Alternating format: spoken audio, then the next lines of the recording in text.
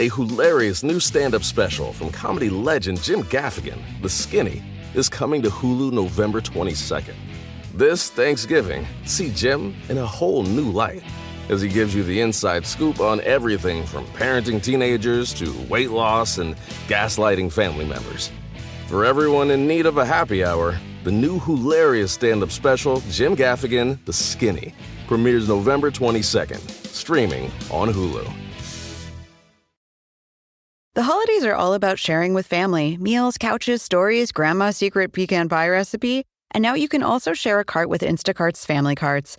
Everyone can add what they want to one group cart from wherever they are. So you don't have to go from room to room to find out who wants cranberry sauce, or whether you should get mini marshmallows for the yams, or collecting votes for sugar cookies versus shortbread. Just share a cart, and then share the meals and the moments. Download the Instacart app and get delivery in as fast as 30 minutes, plus enjoy free delivery on your first 3 orders. Service fees and terms apply.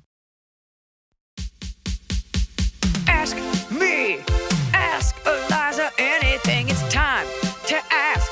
Ask me all your questions. Leave them in the Instagram comment section. Leave them on your Twitter or leave them on your Facebook. We'll see them, we'll read them, then we'll give you answers. You know it, I've got it.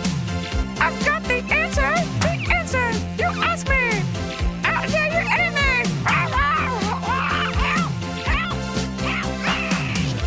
So I'm wrapping up my little mini vacation here in the Pacific Northwest. And we had dinner at a restaurant called Finisterre out up north in a place called Port Townsend. And it was, sometimes you go to places in America and you're like, I can't believe that this isn't just only in a movie. Like, it was just this beautiful, cute, quiet town on the ocean. Like, it was just serene. It almost reminded me, you know, that vibe of, like, even though it wasn't in the Northeast, like Halloween Day 80s horror movies. Like, before everything awful, like Hocus Pocus. Like, you want to live in that town. Like the opening of the movie Halloween, when she's walking around by the real estate her parents own, and like they're getting ready to take the kids out. Yeah. Like, it's just always so cute.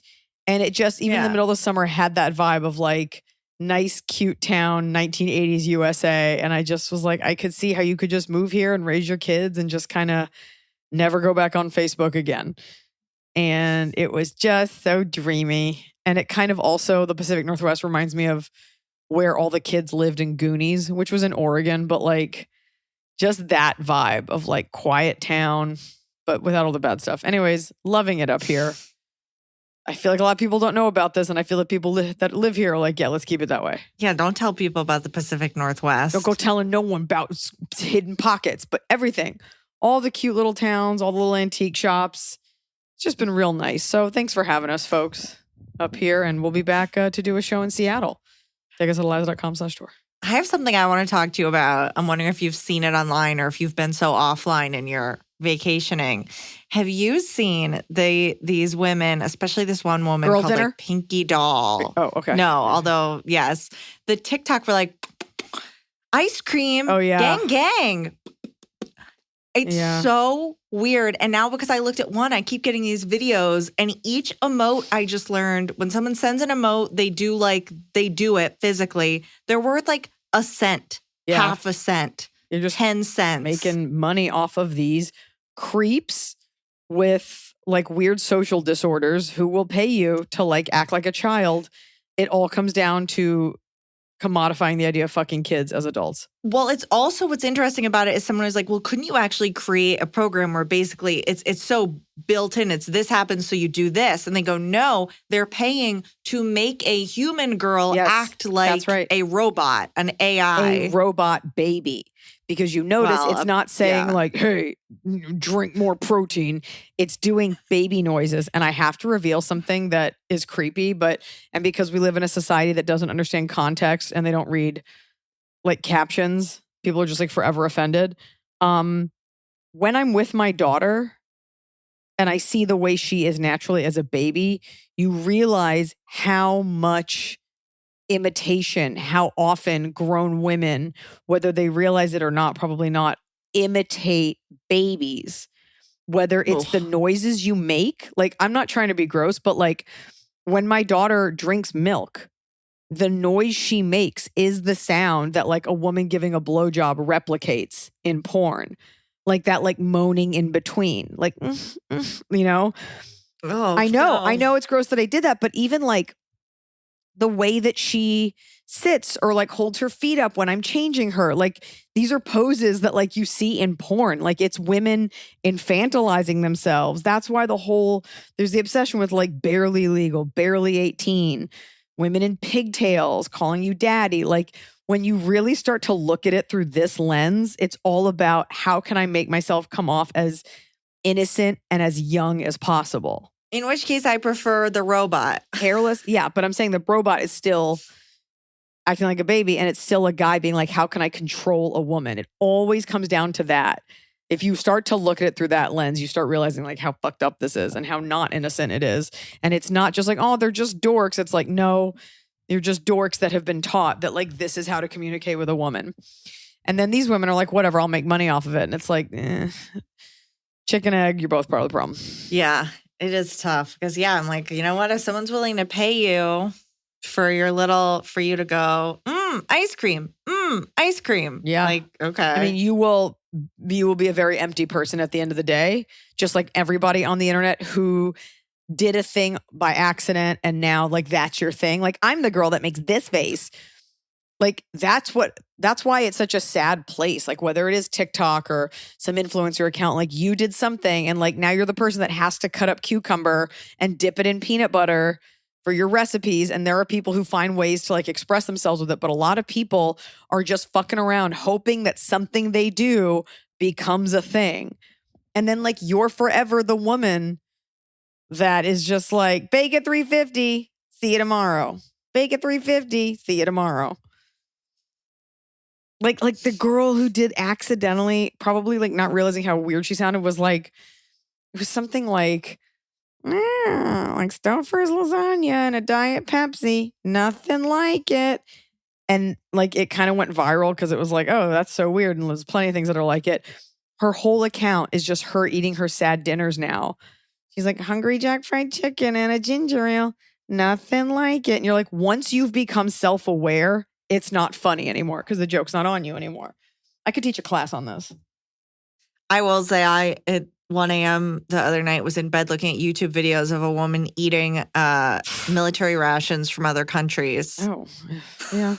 It's like, is this... I was like, what's happening here? Like, maybe if your degree was in like wartime food or you're a chef, but like, is this really what you want? She's like, the mouthfeel of this pate. Oh, God. Oh, and I was like, all right, come on. Yeah. What are we doing? What are we doing, folks? All right, let's get to it. This subject line really got me. My boyfriend wants me to watch him do stand-up. Oh, no. Hey, guys. I know, that's my reaction, too. Oh, no, this is the worst. Hey, guys. Love the podcast. I look forward to it every Wednesday. You can go back to re-listen to some of them. This is a long one. Sorry. No, this is worth it. This is important. I am a 41-year-old female that has been with my 53-year-old boyfriend for almost 3 years. He has 2 younger children, and I absolutely love the life we have together. We are best friends that happen to be in love. The communication, the respect, the fun we have together. Not anymore. Unlike anything. I know. So unlike anything I've ever had. Recently, he got back into stand-up. We've had this argument before, but he gets mad at me when I tell him I don't want to go see him perform. I've heard some of the jokes he has told about other women in his life, and I know that I am sensitive and oftentimes take things literally. I don't want to hinder his process, nor do I want to have an unnecessary argument because I was offended. Mind you, we watch tons of other comedians. Yes, of course, your specials. Yes. But all other sorts too. Right. From Bill Burr to Eddie Murphy, Dave Chappelle, I have a pretty good sense of humor, and I rarely get offended. Even when I do, I am of the school of thought that I have to ask myself, why am I offended? Is there a kernel of truth here? Right. But there is something about seeing the man you love do it. Last night, it was another heated argument, and I finally got so annoyed of having to explain my view. And for me at this point, I think it's more about the fact that I have given him a legitimate explanation. He can't just accept it. Anyway, out of frustration, I started insulting his comedy and calling it things like dude humor and sophomoric, which, yes, it is, but he's still crazy funny. I just said it because I felt cornered and lashed out. He is really understanding of all my other boundaries, so am I just being ridiculous? Maybe this is really important to him. When we argue, he complains that none of his exes liked going either, which I would think would solidify my point, but it only seems to make him more frustrated. I am a lot like one of the guys, so maybe he thought I would be different. I suppose I could go once. Yeah. I do want to support him and show him I believe in him. I guess I just can't understand why this can't be the one thing he does by himself. Or is it that thing where you are getting praise and recognition, attention, you wish you're special, someone was there with you to be a part of it? Ugh, I feel like a jerk. Thank you in advance. Hugs and kisses, Anonymous. My first thought was that he may be a funny guy, but his stand-up isn't good, and you love this person, and you don't want to see Superman like trip and like shit his cape. Like, never forget, the whole point of this relationship is being attracted to each other. And you might want to say to him, like, you don't want to say this, but like, there's a chance you may not be attracted to him when you see him like eat shit on stage. Let's say he's funny, all right? Let's say it's dude humor and it is funny. You're saying he talks about other girls. Now, he's probably disparaging them. So, you know, he's with you and he's like, yeah, and last girl was real awful. She smelled like soup. I guess I'd have to hear the act to hear what bothers you. Do you think he's going to make fun of you? I would. It sounds like the concern might be that he's going to talk about her. I mean, look, the truth is you should just go and support him, and then that'll scratch his itch, and then he'll probably stop doing it. Most people don't pick up stand-up comedy at 53 and get really into it and do it so much with so much frequency that you got to like schedule it into your calendar. I think you should go once simply because you love this person, you want to support them. And I don't think it's like it's not about the praise and you being there, because he wants to just get the praise and you'll just be there like drinking a Diet Coke in the corner. Go once, suck it up, because he might surprise you, you know? And if he confirms what you were already nervous about, great. You're like, look, I just don't love hearing about them. And of course, you know, you might want to think about your own insecurities and stuff like that. But the truth is, the chances are he's not that funny and you don't like the jokes. Look, my husband thinks I'm very funny, but I am not his favorite comedian. And that is fine with me. And he doesn't laugh at everything I say. And he really respects and appreciates what I do. And he comes to shows and stuff like that because it's a fun thing to do. But I also, when I met him, I was like, look, this is my first love, the most important thing to me. So come see it. I don't care if you like it or not. And the important thing is that you see it. I think for your own edification, it's important to go to show yourself like, oh, he actually is good. I think the ick factor will get taken away. But yeah, there is nothing sexy about your boyfriend doing stand-up comedy. Unless he crushes. No, and if you go and he sucks, it's just kind of like, all right, well, don't go again. But yeah, I understand that worry that you go and then you look at him differently because you're just like, oh, that's so uncomfortable. And you know what? So be it. But like him asking you to go once is totally fair. But then if you're like, I'm really just not into this, I think, there's no reason to not go once. Let him surprise you. And if he confirms it all, then good. Then you really have a leg to stand on. Right. I mean, or if he's great, you can be like, I saw it. There's no way this guy has more than 10 minutes. You also there's no way they would let him do more than 10, but also like you might enjoy it. You might enjoy the hang. There might be other cool people there. It could become a social thing. That usually doesn't happen. And I'm always shocked at people who date unfunny people and like think they're like, I hit the jackpot.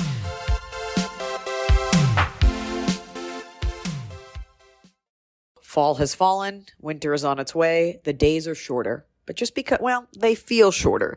And just because the days feel shorter doesn't mean your to-do list gets any shorter. You still have to power through your busy days. And a great way to do that is with nutritious food from Factor's no prep, no mess meals. At the end of a short day in the fall or the winter, the last thing you want to do is have to cook. Factor has got you covered from breakfast, snacks, dinner, anything in between. Factor has easy, nutritious options to keep you fueled, like their chicken Florentine with spinach and garlic chili cauliflower. You bet. That's what I want to make myself at the end of a day where I am exhausted and my husband isn't home. Whether you like routine or you enjoy mixing things up, Factor has you covered with 35 different delicious meals every week and over 60 additional convenience options you can add on, like keto cookies, pressed juices, and smoothies. And because Factor meals are chef prepared and dietitian approved, you're going to love not only Factor's meals taste, but also how they support your goals, even if your goal was just making yourself dinner. Head to factormeals.com/Iliza50 and use code Iliza50 to get 50% off your first box and 20% off your next month. That's code Iliza50 at factormeals.com/Iliza50 to get 50% off your first box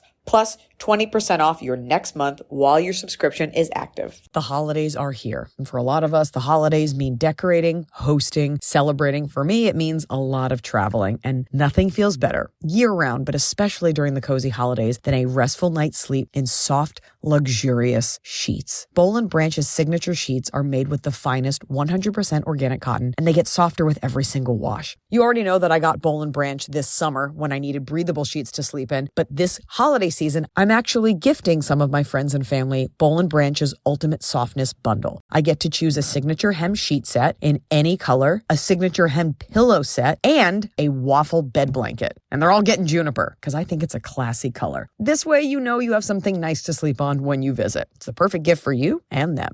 Gift you and your loved ones a better night's sleep with Boll & Branch. And right now is their best offer of the entire year. For 25% off plus free shipping on your first set of sheets, head to bollandbranch.com/Iliza. That's Boll & Branch, BOLLAND branch.com/Iliza for 25% off. Limited time only, exclusions apply. See site for details. So finally, fall is here. I have been looking forward to it. I have had a hard year in a good way. I had a baby. I have been on a nonstop tour, nonstop traveling, and it's been hot. So I'm looking forward to, of course, pumpkin spice, everything, cooler weather, and slipping into a cozy sweater from Quince. I've talked about Quince before. Quince has beautiful leather jackets, cotton cardigans, soft denim, and so much more. All Quince items are priced 50 to 80% less than similar brands. Dressing expensive doesn't have to be expensive. Their clothing is beautiful, it's durable, it stands the test of time, and it's what I like to call a capsule wardrobe. I got an Italian wool cocoon coat. That's one of those, it's got like a European collar and it covers my butt so I can walk around New York City and not be chilly. And Quince only works with factories that use safe, ethical, and responsible manufacturing practices. Get cozy in Quince's high-quality wardrobe essentials. Go to quince.com/Iliza for free shipping on your order and 365-day returns. That's QUINCE.com/Iliza to get free shipping and 365-day returns. Quince.com/Iliza.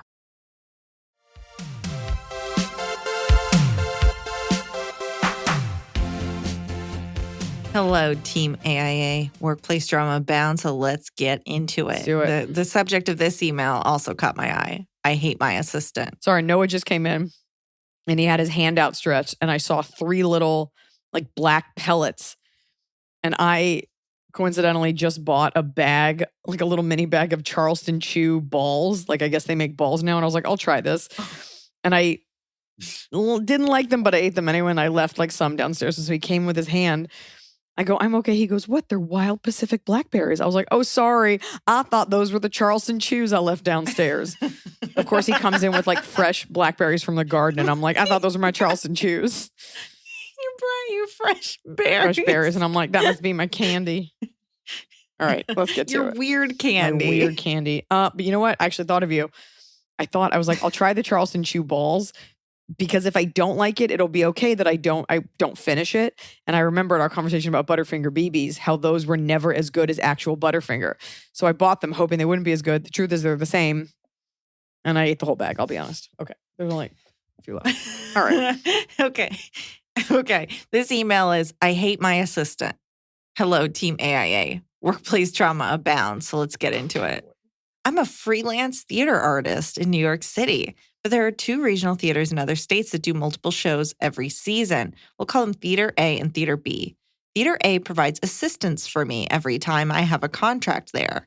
These assistants are not freelance, but are full-time, salaried employees of Theater A. For the last 2 years, the assistant Theater A has assigned to me is terrible. They frequently complain about the workload and hours, spend 30 minutes on tasks that should take 5, tell me they don't know how to do simple tasks that I know are written into their job description, relay bad information to my crews, frequently using baby talk while doing so, and are resistant to any form of feedback or advice.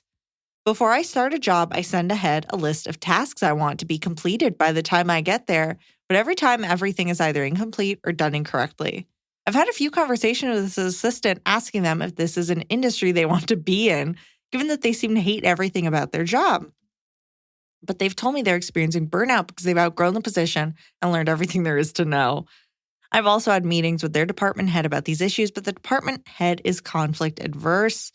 and I don't think any of the feedback is passed along. Side note, I also don't have a great relationship with their department head because she often tells me about how she would do my job if she was in my position and frequently, quote, cleans my desk if she thinks there's too much stuff on it. She's thrown away important paperwork before because it wasn't stacked neatly. A few days ago, a good friend from Theater B called me asking about this assistant. Apparently, they've been applying for the jobs and using me as a reference without asking if they could put my information down. Told my friend that I hadn't been asked to be the reference, but I'd have a frank off-the-record conversation about it. Since then, I've gotten calls from 2 other theaters asking me about this assistant, but I declined to give any feedback and told them I wasn't asked to be a reference. My question is, there you go. Is it worth reaching out to this assistant to ask them to stop using my name, especially since they didn't ask? I think this is, in general, a bad business practice, but I know they won't be open to hearing the feedback and likely won't change anything. I usually love mentoring and training younger people in the industry, but this person has really tried my patience and seems completely resistant to learning. The petty part of me wants to keep quiet and let them bury themselves in their stubborn attitude. I can only keep politely declining before I feel like I'll say something truly catty about them. This is an industry where most people know each other, and I don't want a reputation of being gossip, but I also can't recommend this person for a job. I'm torn on whether this person is worth any more of my time. Thanks in advance. E. First of all, what's a theater artist? I'm a freelance theater artist in New York City. I mean, good for you for making a living at something I've never heard of. You know what's so tough is that, for me, is that you did all of the things, of course, that I would say to do. Now, you know what it is? This person already made it clear to you that not only do you have nothing to teach them, but they could probably be doing your job and they are just using you as a stepping stone. Now, this person, it's rare. It's very like Mr. Miyagi Danielson. It's like you need to learn to wax this car before you can do like full karate. And you're like, you're missing all these things. Everybody young wants to fly before they walk.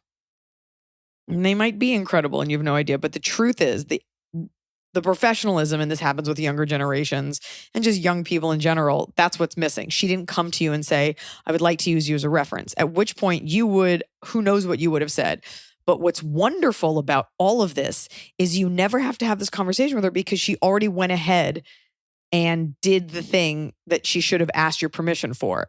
So now you can refuse to help her at all on the grounds that like you never asked for my reference and that's all you have to say. That's completely unprofessional. That you didn't ask and you had people call me. That's not how it's done. That's all you have to say. That's what you can make this about. The person that works at the theater, the head of this assistant, is a woman. We're never given the gender of the assistant. Is it weird? I assumed it's a man that was screwing up all these tasks. Oh, I assumed it was like a young girl. This feels very young girl. Like it feels very all about Evie. Yeah. But it doesn't matter.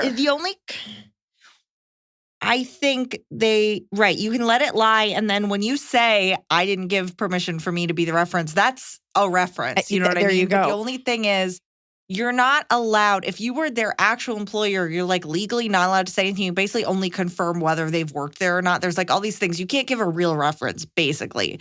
I would look into that just to make sure you're not beholden to that as kind of like this freelance contract person that they're assigned to. I would be very careful who you have an off-the-record conversation with. Yeah. I'm not going to go into any details, but one time I was called by a very big producer about a person who I thought was fine, but I did not have a pleasant experience working with. And so off the record, it's not like you want to take a job from a woman, but I was just like, here are the ways she handled herself. It is on you if you think that person can steer your ship. Right. Because I was just like, this person doesn't deserve more.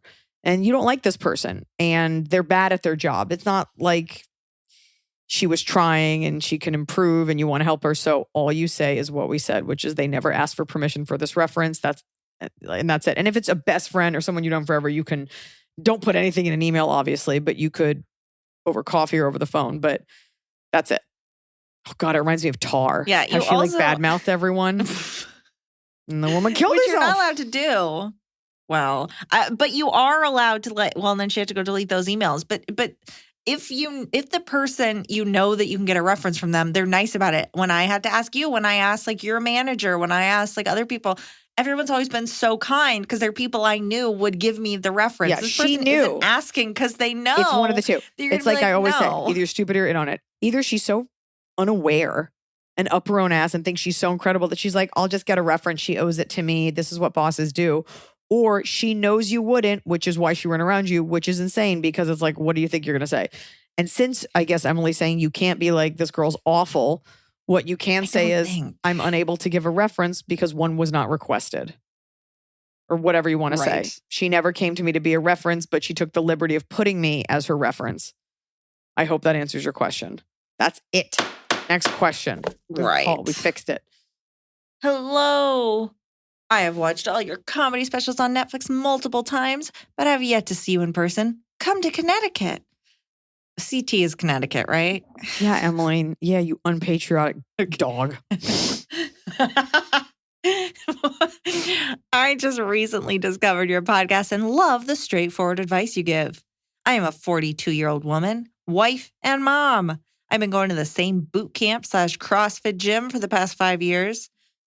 She's like, about 4 years ago, a few of us. And my spinal column is dust. Oh. You ever flip a tire at 6 a.m. before work? I have. Go on. About 4 years ago, a few of us ladies who attend the same 7 a.m. class every day became friends outside the gym. We'd have each other over on special occasions, celebrate each other's birthdays, sign up for road races together. One woman in the group, Amanda, was kind of the ringleader. Uh-oh. She would generally initiate getting together and making plans. About a year ago, Amanda made plans for 8 women to go out to dinner for her birthday. Our friend group from the gym, 4 of us, and 4 others. Uh-huh. We all sat down at a table and ordered drinks. We bought her balloons and cake and gifts. Shortly after we ordered dinner, my ex-sister-in-law, Jamie, comes in. This is no surprise. She lives in the area and frequents the restaurant. All my friends know there is no love lost between us. If I see her out, we all know to avoid her. She's generally drunk and loud and inappropriate. She walks past our table and Amanda pulls out a chair and invites her to sit down. She then proceeds to talk to Jamie for the next hour, not including anyone else. I'm confused by this and as the night goes on, really mad. The other girls start whispering, what is she doing? Why would she invite Jamie over? How rude. Hey. By the time the cake is coming out, I decide to leave. I feel like her sitting all night with my ex-sister-in-law, who she knows I avoid at all costs and has witnessed her bad behavior, is an affront to me. Everyone else recognizes how inappropriate it is. I leave money towards the bill and leave without saying anything to her. She's like, I took my balloon and my piece of cake and I drove home. She's still enthralled in conversation with Jamie. She sends a group text in the AM thanking everyone for coming to her party. I don't respond. I don't see her for a week and I'm trying to decide how to deal with how pissed I am. She calls and says, I haven't heard from you. You didn't respond to the group text and why did you leave early on my birthday? I said, I've been really struggling as to why you invited Jamie to sit down at dinner and proceed to talk with her for almost 2 hours, excluding everyone that was there for your birthday. There you go. She got instantly very mad. She denied inviting her to sit down and said I was making a big thing out of nothing. Then she said, why can't I be friends with Jamie? I said, can we meet for coffee and talk? I would rather talk in person. She said, no, I don't have time to meet for coffee. I said, well, if anything changes, let me know. She hung up. She then proceeded to unfriend me from all social media. Oh my God. My issue is, it has been a year, and every time I see her at the gym, she will come right up to me, turn her back to me, and say hi to whoever I am talking to. She looks me up and down like we were in high school. It's really pathetic, but it still makes me uncomfortable because she's so aggressive, and I'm just too old for the nonsense. I spent way too long trying to figure out what went wrong with her, and I don't know how to respond to her behavior. I certainly have it in me to get in her face, but don't want to stoop to her level. What would you do, Carly? First of all, she did it on purpose, and then she didn't want to cop to it. Something about, there's like that thing as a comic where it's like, you cannot say banana. And you get on stage, you're like, how you bananas doing tonight? You have talked about how much you don't like this girl. And so I bet you she had some drinks. I hope she had some drinks. Because when you're drunk, obviously you don't see things so clearly. But if she didn't, then that's even worse. Because that's her being like, I know you don't like her, but I bet I can find the good in her. And I think it kind of got away from her. And she did. Whether she admits that she did or not, she didn't. And you know that she's guilty because she called to be like, hey, I did that shitty thing to you. Are you upset? Which is like very mean girl gaslight behavior. for your own peace of mind, here's what you do. Okay, because here's what happened. I bet you she like used to be super hot too. She did something shitty and she didn't want to own up to it. So she's just going to pretend like you did not like she did nothing. And now the issue is you. Like, why are you acting crazy? So squash it. Go up to her next time and be like, hey, do you have a second? Like, as you're walking out, be like, look, I feel like we used to be really good friends. I felt a very specific way about your behavior at your birthday party. You see it differently. But I feel like this has gotten to like a weird place where like, I feel like we do have something to say to each other. And so like, I'm not still mad at you for that, but I do feel like there is some air to be cleared here. Like trying not to make it like, and here's what you've done wrong. But if she didn't care about you, she would not be doing all of this. So you might have to be the bigger person just so you can kind of like start to phase this person out. Are you still friends with all the women? Like, is that an issue? You could be like, look, we're all just out here trying to work out, raise our kids. So like, I just want it to be cool. Like, we cool. And she'll be like, we are cool. I don't know what you're talking about. And you'll be like, great. Then once you've said that, then I guarantee you she drops whatever she's doing because then there's nothing left. Right. You've said everything. Like there's no charge in the air. She's just trying to get your attention. That's all she's doing. But I am wondering, there's the other 4 people or the other 3 people in the group or whatever. It's like, so yeah, are you still seeing Amanda at these birthdays and get-togethers? It's not about Amanda. It's about a friend like knowing something makes you uncomfortable and deliberately doing it. And that's her way of being like, you don't control my actions. It's like, great, go fucking hang out with Amanda when we're not there, like paying for your birthday dinner. And as for your friends, it almost doesn't matter because women in groups are notorious for this. We hear this a lot on the pod. Those women aren't going to band together and say to this girl, like, that was really fucked up. She's our friend. Like the betas in your group will never, like 6 betas doesn't make an alpha. These women. Yeah, Amanda's the ringleader. And these it starts in middle school. Like these women just fall in line. Oh, well, that's fucked up. You know, I can't believe she did that to you. But like none of them stood up and said anything and none of them are bearing the brunt of it. So this is what you get for calling someone out who's kind of a crazy person. So it's not about getting in her face, but it is about your peace of mind and being like, I don't know what the problem is. Do you want to be friends with this girl? Or do you want to, either way, you need to squash it so that you don't have to deal with this. And then maybe you could be friends later and you can file her away as like kind of the crazy friend. And one thing is for sure is you never let her know how you feel about anything again. And you kind of keep her at arm's length because this is crazy person behavior. Yeah. Now, I have a question for you. How do you balance the fact that I feel like you're definitely the ringleader, but you can't be the plan maker. You're out of town 90% of the time. You got too much going on. How do you balance those two things? Me? I don't know. It depends on what it is. But like, I would love it if someone else. But are you the one setting up the plans? Like, hey, everybody, let's get together for so-and-so's birthday. No. I usually don't know it's your birthday until I see it on Instagram. And then I like make a little collage and I'm like, HBD. I will set something up, but like I'm the friend that's like, let me call the promoter and get us a table. Like, no, we're not going to wait in line. Like, why don't you call like I'm the one that like knows how to do it a little bit better versus like, you're the consultant. Yeah. I'm like, how do we make this like a little bit higher end? Or like, I'm the one that's like, let's get in this car and we'll go to this rave. Like I come up with cool stuff, but not everyone has access to that. But I frequently do put the nights together because most people don't know how to put a night together. So I do it. Right. Like, sorry, I don't want to go to like a shitty bar with like a bunch of like hairy editors and order cheese fries. I'm good. Sorry, I'll hang out in the valley another time. Get.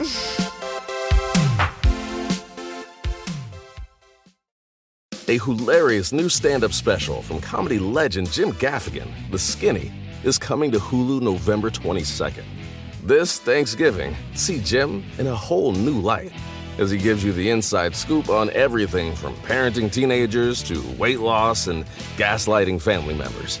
For everyone in need of a happy hour, the new hilarious stand-up special, Jim Gaffigan, The Skinny, premieres November 22nd, streaming on Hulu.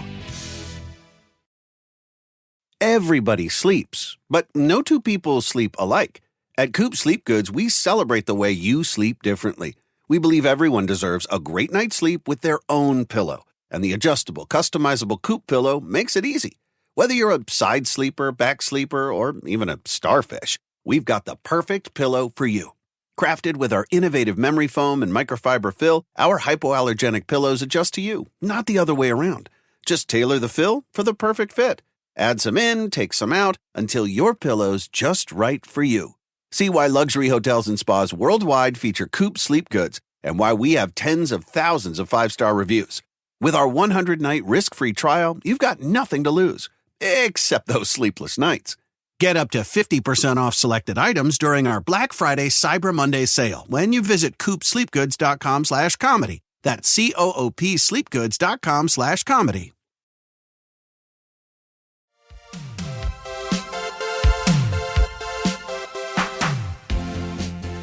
Hi, Iliza, Emily, and then in quotes, hot Scotty. Whoa. Is the quotes because you don't think he's hot, or do you think he's It's around hot and Scotty. So it's like not- maybe because it's just a not his name? it's a nickname. It's his Christian name. It is. It's He's changed. Hotathan Scottathan. I have written in twice now about my annoying roommate who wasn't paying the $20 Wi-Fi bills. Oh my God. Good news for you. We are not living They together again after died. Elisa's Oh, up. okay. Last month, we found out that our Wi-Fi bill would be going up, meaning that I would now be out an extra $10. I mentioned that I would be charging interest if she didn't pay within a week of my request until the end of the lease. Guess who paid immediately this time around? Thank you for helping with this minor inconvenience over the last few months. That's anonymous. That's incredible that threat worked, but nothing else worked before. Like, that's so weird. Okay, well, I'm glad. That's so funny, though. And I wanted to read that because it's like, that's not a bad solution that you're just, because what you Venmo request a little more, you're like, that's interest, it's legal. And the other person's like, oh no, okay, I guess I have to pay it. What is wrong with people? Next question. Next question. Moneybags boyfriend versus guilt-ridden girlfriend. Ooh. Hello to my favorite podcast crew. Delicious. I, 28 female, have been dating a guy, 29, for 3 months. So still very new, but going very well. We see each other a couple times a week, usually going to dinner, going out to low-key activities like bowling, movies, playing pool, nothing extravagant. We live in a Midwest city, so going out isn't an insane dollar amount, but sometimes can get pricey. He typically pays for everything. I like to try to pay for things as well because I know it all adds up very quickly, and I don't know his financials. We have never discussed them, but it's kind of obvious he makes more than me. He owns a house. I rent with 2 roommates. He goes on multiple trips and vacations every year. I'm lucky to save enough for a trip once a year, etc. He almost always insists on paying. Even when I say it's my treat, he will say, I would like to pay. I don't necessarily mind him paying for everything, but I still fight feelings of guilt, and I feel embarrassed I can't afford to pay as often as he does. Just for clarity, he never makes me feel like I owe him anything because he pays. His monetary generosity is genuine with no strings attached. Anyway, here's the catch. I decided to Google the average salary for his job title out of curiosity. He works as a scrum master, basically a project manager in the tech department for a large, well-known credit card company with an average salary of $100,000 to $160,000 a year for his job title. Of course, that doesn't mean he is definitely making that much, as that salary is based on internet information, but it makes me wonder if his salary is actually in that range. I don't even make half of $100K a year. I do live paycheck to paycheck, and my bank account gets very tight. Knowing there's potentially such a large gap between our salaries, I've started having thoughts of letting him pay for everything and stop trying so hard to take turns paying. I don't want him to think I always expect him to pay or that I'm taking advantage of him, but the opportunity to have one less financial stress is enticing. And of course, I will always be happy to buy if I can and still try to do inexpensive dates simply because I love his company more than anything. So I guess my question is, am I the asshole for letting him pay for everything now that I know how much more he's probably making than me? Even though we've never actually discussed financials, how can I fight feelings of guilt and embarrassment around letting him pay? How do I show my appreciation or contribute to the relationship without using money? Thanks always for the top-notch advice. First of all, Peyton. It's okay that he makes more than you, and it's okay that he wants to pay. What's not okay is that you guys don't have a conversation, because this will build up and manifest itself in other weird ways, like resentment. He's probably not thinking about it because he's a guy, and traditionally, like, men just pay for stuff. I think the important thing is that it is on your mind, that you do feel bad. And I do think expressing that goes a long way. And I also think, a round of drinks, you're like, I would really like to get this. If he puffs up, if it becomes like a gender thing, he's like, women can't, like, I can't do it. You don't want to upset the guy. But I would try to wedge it in for little things. And I would also, the dates that you plan, you can always make him dinner. You can also buy groceries and bring them over to his house. You can plan inexpensive things. But I think what's more important at 3 months, because it's still like a super fun honeymoon phase, if this is someone you like, to have a very light conversation. Hey, I just want to express that I think it's so kind how often you pay. I don't really know. You can lie. I don't really know what you make. It's none of my business, but I know you make more than me. And I just want you to know that I don't take it for granted and it is on my mind. And I do want to have an equal relationship. So I would like to plan things and get things without making you uncomfortable. And just give him the opportunity to respond to that, because that's how you're going to grow in a relationship. I think it also comes down to, making sure that when you create the date, you're like, hey, let's go for a walk in the park. Like nobody wants that. Ice don't creams. Go for a Let's walk. go. Don't do it. I don't want to go for a walk either. But, don't you be the one that's like, let's go to Fancy McFancy restaurant. Cool, Emily. Right. Like, you're never suggesting that. But I also think like there are super creative ways. Like, look, I brought these little mini bottles of tequila. And like, let's take a drink. To where? To a the park. Restaurant or the park? To the park. We're not trashy. We're not bringing our own BYOB to a restaurant. BYOA. They're, plan little, like there's cute ways to do it. But I really think beyond that, because what matters is effort. Because if this guy had no money, but he was always trying to come up with cute things, that would mean a lot to you. It would mean a lot more than someone taking you out for nice dinners. And I'm sorry, if that's what means something to you over the person, like, you're trash. And our society has been taught to value these disgusting displays of wealth. Like, is he taking you out for lobster? Like, what? He also could have made the same guess you made, right? And he's like, well, I own a house. She lives with 2 roommates. I could pick this bill up and it won't affect me. Why don't I do it? It'll make her life easier. And that's great. And you're okay with that. And what's important is that you let him know you're aware of it. You don't take it for granted. And you just never want him to feel like he's carrying it. Like, I think expressing that, because men are all about action, but expressing that to him, I think will go a long way. Plus, you'll know where you stand. See what kind of reaction he gives you. But it's okay that he pays for stuff. Right. Unless he's like, hey, why aren't you pulling your weight? Which he's not. But you also don't want to get to a place where in 5 months, one day, he's like, you don't pay for anything ever. You never really, really offer. So you want to get this out in the open and continue to make that effort. I got that. I got this, But don't worry about it too much. But also have that conversation. Okay. Hi, Iliza. Sorry if this feels a little above your pay grade, but I've got a degree in psychology and it's not helping.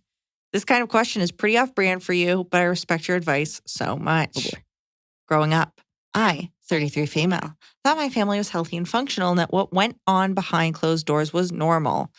My parents were loving and funny, and I still have a great relationship with my younger sister. Last year, my mom left my dad because of the cycle of verbal abuse she'd experienced with my dad all their marriage. My sister and I knew exactly what she was talking about and supported her leaving him. My feelings around my dad are complicated because most of what I like about myself I got from him. Fun, funny, intelligent, and able to stand my ground. But he is a textbook narcissist who has outbursts of rage and is, and always was, verbally and emotionally abusive. He, of course, doesn't acknowledge any of that and thinks mom left him because she's cruel and fickle. She's not. She's complex, but ultimately a nice person. Dad recently blew up at me in front of my toddler and preschooler, and I threw him out of my house and haven't talked to him since. Of course, he's told my sister I'm doing it to hurt him, but she understands what's really going on. Right. This all paints a very bad picture of him, but there are so many good things about him, and at the end of the day, I love him. The twist is he recently told us that allegations had been made that he assaulted a preteen back when I was about that age. He was never physically inappropriate with me or my sister, and I don't think he did it. And of course, he denies everything, but he's also not taking any steps to find out more about it or to prove his innocence, even though the allegation has ended his career. Mom agrees he is innocent and wants me to rekindle my relationship with him in order to ease her own guilt about him being alone now. But before I have him around my family, I want to know more about what he's been accused of. We currently have no details. He says his employer won't tell him who it is or what's been said. I don't know where to go from here, and it's tearing my family apart. Should I get back in contact and push for more information, cut ties, keep it distant, and only visit at Christmas? Help. First of all, he definitely did it. It doesn't have to be sexual assault to be assault. And of course, he doesn't think he did it.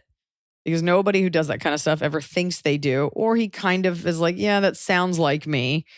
But of course, he's not going to push for more info because the damage is done. He's already lost the job. And since they won't tell him who it is, he's kind of like, well, what does it matter?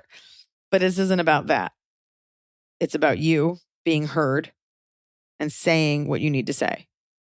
This is about calmly going to your dad. What's that face, Emily? I'm trying to give red hot advice here. I don't understand. I don't understand how the employer had information that the dad doesn't have. Do you think the dad's knows exactly what it is and is withholding it? I also said, how could the employer fire him? Are we sure they're American? Because you said mom. They're not, because she said mom. Yes. But So I'm saying, I don't know labor laws in other countries. I think your dad, there's two versions. Either your dad has no idea and he's like, I blow up at all kinds of people, or he does know. So I think this is an excellent moment to come to Jesus, sit down and be like, this is an important moment for a family because I love you so much. But here are the behaviors that you've exhibited. Here's why I can't have that around my child. I will not tolerate that. I want to support you, especially since, you and mom aren't together. Want to be there for you, but we need to know what we're up against because I don't want to blindly support you. And I look silly because I don't know the details. And even if you did yell at someone or hit someone 1 billion years ago, like you are still you didn't murder anyone. You're still my dad. I love you. I can't stop loving you, but I need to know. And I deserve to know. So please don't be afraid to tell me or tell me what you remember because I want to be on your side. But in order to do that, I have to know even the bad stuff. And that is his opportunity. We have this big glaring issue that we don't know, but there's also the issue that you kicked him out of your house because he was screaming at you in front of your young children. I said that at the beginning. And that issue, but that issue is not going away. No, it's not going away, but you can't control him doing that or not doing that again, but what you can control is establishing a pattern of being like, get out. We don't do that. I'm not putting up with this. And the more he does it, this all could be lashing out because he lost his job. I don't really know the order of events, but this isn't about his reaction. This is about you making it clear that these things aren't okay. And you saying, because I love you, I want to get this all out in the open and let you know how hurtful it is. And you may not think it's a big deal, but as your daughter, I'm telling you, yelling at me in front of my children is not something I will tolerate. You could finagle and say it the way you want to, but you need to be very clear about these things. And then you can say to him, I want to know everything so that I can heal and so that I can support you. But you can't keep me in the dark. Yeah. If not, I guess I'll see you at Christmas. Ugh, or never. Go spend Christmas with your mom. Yeah, go spend Christmas with that kid you hit. God, we don't even... Ugh. Assault. He didn't say sexual assault. That's why I'm being kind of. No, but I'm worried they couched it. Sounds like someone needs to hire a lawyer or a barrister. Right. Do they wear the wigs or just the judges? I think they all wear wigs. I think they all wear wigs. Yeah. Even the daughter that wrote this probably wearing a wig. Hi, crew, longtime listener, first time question asker. I need help with a friend situation. I'm a 29-year-old female. For the past 6 years, my friend, let's call them M, and I have gone on the same vacation to a week-long convention that centers around our biggest shared interest. I wonder if they were at Anime Expo with me. We've been going since the very first year they had it, and it's become our thing since we live across. Vacation and convention do not belong in the same sentence, but okay. So exhausting, yeah. It's become our thing since we live across the country from each other. We didn't go last year because of budget restrictions. And to be honest, I didn't really want to. In the years before COVID, the convention was super fun, but there always seemed to be drama between M and I during the week. Usually M would get upset about something and then would stay upset for a while. This was mostly minor stuff, but it occasionally affected the fun quotient. Then one year, M had some drama with the event organizers. Oh, it's something small-ish. It's like a small, specific convention. It's like which was artisanal annoying. Office supply providers. I'm imagining it's like a supernatural convention and with those twins. You know what I mean? I bet you are imagining that. You're like, and I could go and I could get T-shirts. I've actually never seen that show, but it's a surprise. That drama bled into the subsequent year in a way that just made things feel awkward. So I was kind of glad that our budgets were feeling a bit tight last year. In the years since then, M has had some mental health issues. They have a hard time with crowds and just being around people in general, which is left over from COVID. It has escalated recently to extend to difficulty responding to text messages and emails. I know the reason behind this and do understand. Tried to be supportive while still being respectful of what they say they need. Also, in the years since then, I've gone on an overseas trip with another friend I'm not as close to. Let's call them S. During this trip, there was absolutely no drama despite being together 24/7.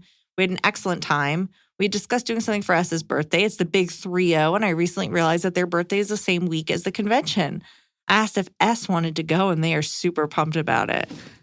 I know that M probably doesn't want to go this year. However, I'm very worried that if they knew I was going with S, they would feel betrayed. I'd hate to do that when they're already having a rough time, but at the same time, I really want to go, and I think it would be fun with S. I know in the deepest part of me that if I asked M to go with S and they did, it would be a miserable time. Yeah. Is it okay if I just don't tell M that I'm going, knowing that their feelings would be very hurt if they found out? I realize that the context of this question makes M sound like an annoying friend, but I promise that outside of this situation, it has always been a really good friendship, one I don't want to lose. What do I do? Well, if you don't want to lose this friendship because everything about it screams you've outgrown each other, you're not in your 20s anymore. A lot of people are proponents of the do it and then ask for forgiveness later. If you want to cover your bases, you text her and hope she doesn't text back. But you could say, I don't even know if I would do this. You could say, hey, I just want to give you a heads up. S and I have been going on vacations together. Like establish that like you guys are friends and be like, and I think I'm going to go, that they're going to come with me to the convention this year. I didn't think it would be okay. What do you think? I'm sorry. No. Either you do the really shitty move and you wait and you hope that M just says like, I don't want to go to the convention. Like I'm scared, whatever. But what you really need to do is you need to be like, oh, S mentioned that they're going to the convention. Like, are you going to be joining us? They're going to be like, no, I don't want to spend time with other people. No. But you can't just tell, if you just tell M like, oh, me and S are going, M's going to be hurt for sure. You have to include them. No, I thought you were going to say something and I was going to be like, wow, Emily, you're right. I don't think so. Because here's why that could backfire. If she says that and S is like, well, I want to go. Like, I'm fucking weird in the head. Now I definitely want to go. I don't want to lose it. Now you're stuck because you've already given them the option. So I'm saying another version is, and by the way, folks, you know what? You're rolling your head and you're rolling your neck at me. I'm going to get this out. Head. Grimace shake. You could say like, hey, I just want to give you a heads up. I know that you've been dealing a lot with like crowds and stuff like that. I just wanted to give you the respect of knowing that I'm going to go with S this year. And I just wanted you to know because I didn't want to, you always say this, I didn't want to go. And then you found out later and it was like I was ditching you. And so while I'm going with them, I just wanted you to know. What do you think about a kind of shitty backhanded version where you say, hey, I know you're not comfortable with crowds, so I'm actually going to go to a convention with S this year, but was there anything you wanted me to like pick you up from any of the booths? Like, that's fine, which is basically what I said, even though you were like getting weird about it. Just trying to involve M so that they're not crying. It's like, hey there, you're not making varsity this year, but did you want to watch our practices? So there is that version. Of course, you always run the risk of her being like, no, I'm going. At which point you have to be like, okay, but I don't really think it's tough because if you diagnose her, if you're like, you're not good with crowds, you had a rough time, she'll be like, what are you talking about? I love it. I love crowds. I think if you really do want to keep this friendship, you want to be like, hey, I feel like, you should be like, hey, I'm going with S, but I wanted to call you because I want to let you know that I love you. And I know that you've been struggling with X, Y, and Z lately. So I'm going, but I'll be thinking about you. And is there anything you want me to get you? That's fine. Don't leave it open like if you want to come. And then she'll be like, we already got her. It's going to be tough. It's going to be tough because you don't want to hurt their feelings, but they put themselves in this situation. Hopefully they're good enough friends where they'll be hurt, whatever, but in a few months it'll be fine. Yeah, I guess I can't tell like what this is and how important it is to them. And it does seem like their interest in it and ability to attend has dwindled. But they did it together like 5 years in a row, didn't do it last year. So now it's like, oh, I'm going with someone else. I'd be hurt even if I was the shitty friend. But you don't. Here's the truth, though. It's like whose comfort's more important. Like you don't want to go with this person. Totally. And I think it's tough because you don't want to be like, look, you got into a fight with the promoter the other year, and then like we kind of had an uncomfortable time, so I just thought I would try it, maybe take a break this year. It's tough though. But by the way, I have to be honest, and this is like a theme with a lot of our questions. If her answer is like, fuck you, I'm going, I'm so mad at you, like maybe this isn't your friend. Like you want friends that are like self-aware. And I can't say that like I always am able to have conversations with friends. Like I'm definitely like afraid to tell people like, hey, I'm definitely not always honest with my friends about things that bother me about them. And so sometimes friendship is just taking it on the chin, but also be like, well, we already booked the room. So like, yeah, if you want to like book your own room and travel, I mean, that usually is, she's not going to want to go.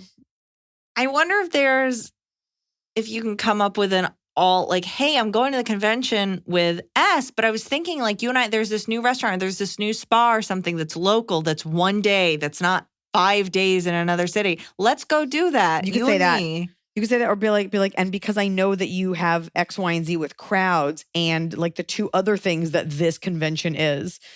That way, if she gets mad, you can be like, you have gone on and on about all of these issues and triggers you have. So I was just trying to be accommodating. Like you can gaslight her a little bit, but that's what I would say. And this also like, this isn't about like shaming someone with mental health issues, but I do think sometimes like that, if that is who she is and those are her issues, like just because she's struggling with something, you are not her mother. So you can only be there like if it's not beneficial for both of you, you can't just be like stuck with this friend who's like a shitty time and getting worse and gets mad at you when you try. So take a look at the benefits of this relationship. Give her the benefit of the doubt and telling her that, but you're not going with her. It's going to hurt and it's going to suck. But if she's your friend, she'll be like, okay, I get it. Yeah, maybe I'll see you and S at Comic-Con this week. Yeah. Okay. I also want to say about our podcast, because I go back and I re-listen to episodes for quality assurance. Sometimes we give advice and sometimes I know that, look, I know everyone on here is not a comedian. I don't think any of you are. And you know, the goal, like I was thinking about the girl whose brother called her an ogre. And I was thinking of like all the insults that I fired off. Like sometimes the advice is less about literal advice, which often it is, but sometimes it's about providing you with enough things in your arsenal to either reinforce the fact that you're right, give you ideas on what you can say, and just let you know that you have options. So when we tell you these things, like you take it with a grain of salt and you kind of customize it unless I specifically tell you what to say. But we're just here to like give you alternatives and options and some air in a tight situation. Right. I was actually just thinking about the fact that, you know, when we have kind of a very serious question about a crime or whatever, we're kind of like, there's maybe do this. But when it's something that's like a little less intense, we can just be like, oh, maybe this or this, because it's easier to kind of bounce around with what you can do. When there's no body involved. But like I was thinking about like all the insults I was firing back at this girl's brother. I don't expect you to list those off or to like die on that hill or like to get into a heckling match with this guy. I'm just saying like you can steal all of them. You can write them down. You can do none of them. But just we're here to support you. The question asker, who we assume is always right.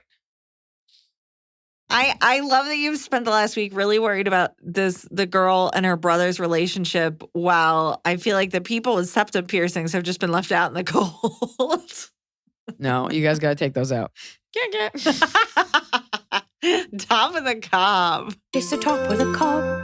We're doing it right every day. You just take a bite. Top of the cob. My bottom of the cob is when you live in a big city, like all you ever want is like a slow country life.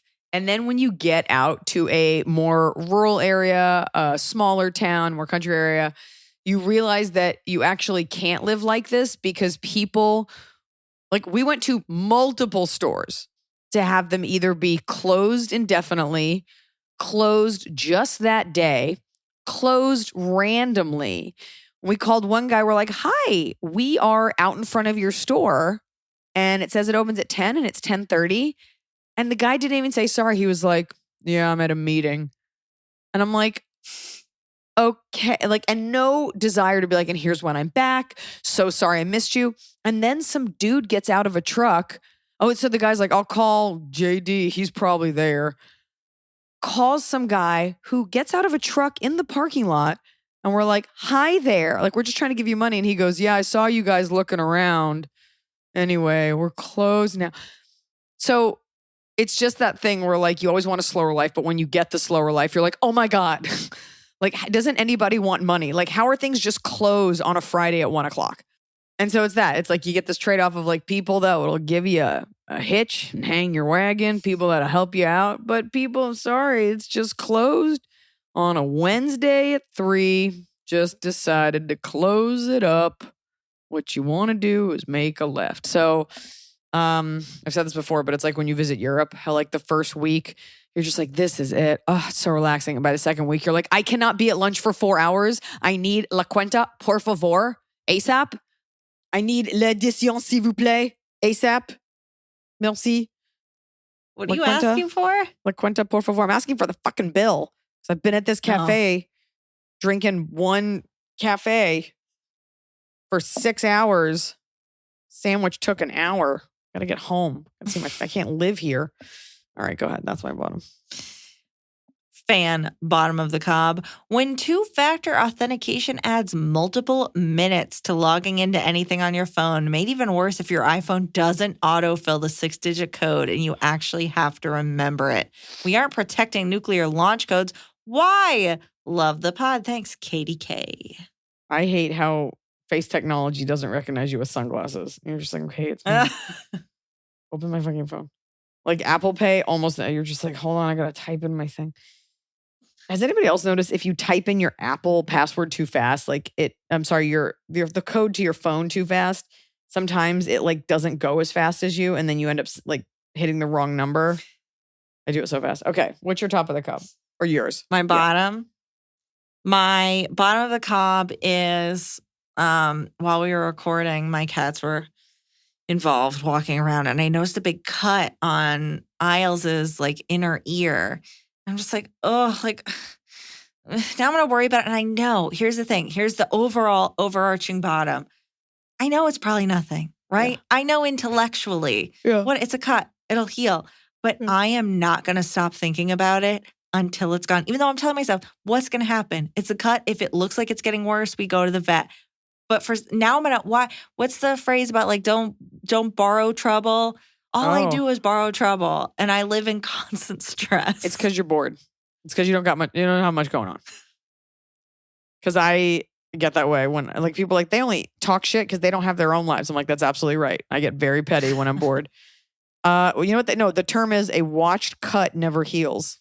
Don't stare at your cat's ear. Get a book. As soon as we're done recording, I'm gonna try to take pictures of it so I can record its process. Cool. Fan, top of the cob.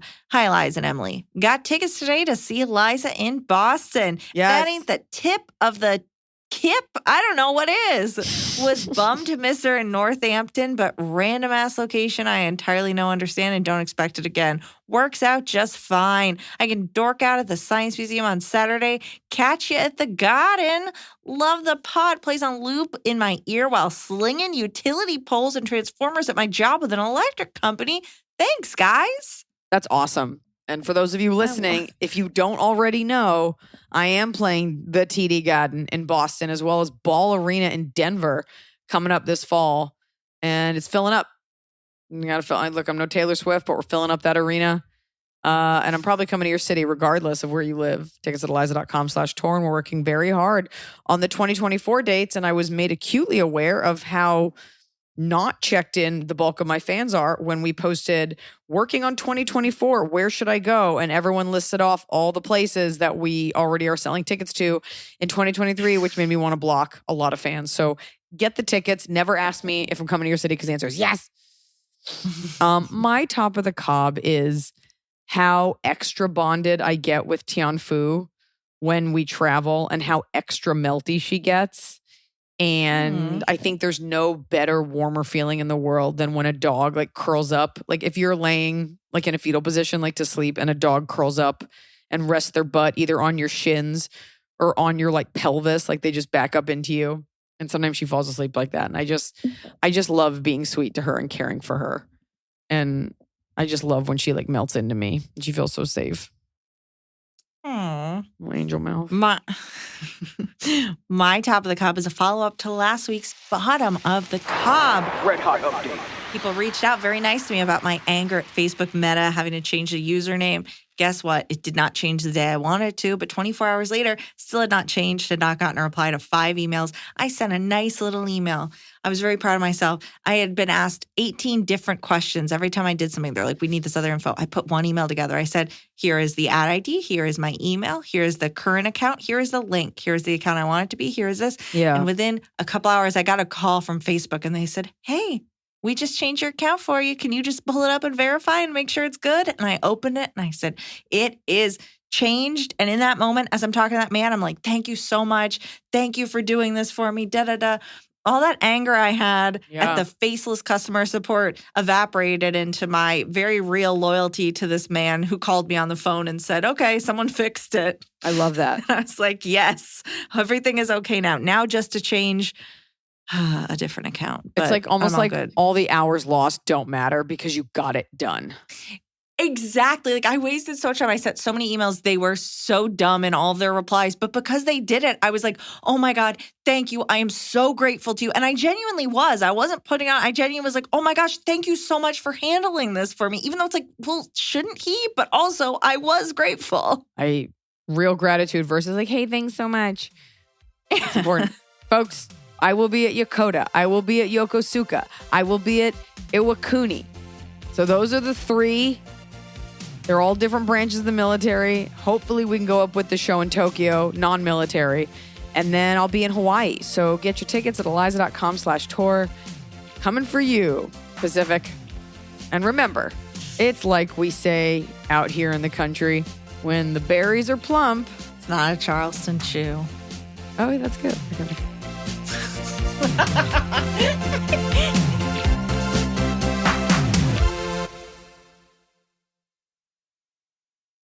It's time to have your high five moment with High Five Casino, the top social casino where the action and real prizes never stop. Fun spins and big wins are right at your fingertips with over 1,000 games, including High Five Casino exclusives. High Five Casino is always free to play with free coins given out every 4 hours. Sign up today for a free welcome offer that can get you spinning and winning right away. Visit highfivecasino.com. High Five Casino. No purchase necessary. Void where prohibited by law. Must be 21 years or older. Terms and conditions apply.